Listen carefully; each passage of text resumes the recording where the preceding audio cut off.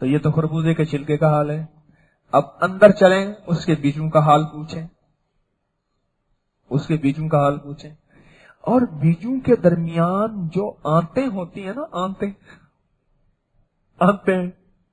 او ہو.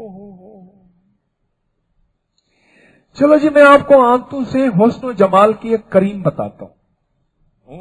ہو میرے پاس ایک صاحب آئے، کہنے لگے بیٹی کا رشتہ نہیں ہوتا، قبول صورت ہے. لفظ سمجھ گئے؟ جو آتا ہے چلا جاتا ہے. کہنے لگے نئے نقش بھی ٹھیک ہے، لیکن رنگت کچھ میرے والد صاحب پہ گئی ہے. تو میں نے کہا کوئی مسئلہ ہی نہیں، انشاءاللہ قبول صورت کیا خود قبول ہو جائے گی. میں نے کہا ایسا کرو، خربوزے کی ابھی موسم آ رہی ہے، خربوزے کی جو آنتیں ہیں نا، وہ اسے کہو کہ چہرے پہ ملے. ایسے ملتے رہے فیشل مرتی رہے، ملتے ہلکے ہلکے ہاتھوں سے پورے چہرے پہ ملتی رہے. آنکھ کے اندر چلی جائے تو کوئی بات نہیں، منہ میں چلی جائے کوئی بات نہیں.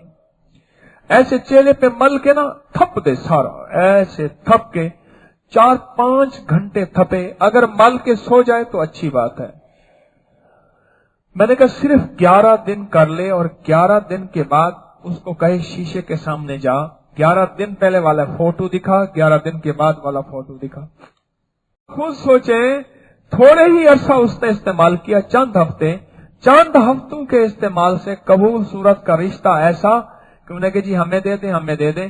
انہوں نے کہا، حتیٰ کہ ایک رشتہ داروں نے کہا انہوں نے بیٹی کی پلاسٹک سرجری کروائی ہے پیسے لگا کے، اور یہ پلاسٹک سرجری اسی آنتوں سے ہوئی ہے.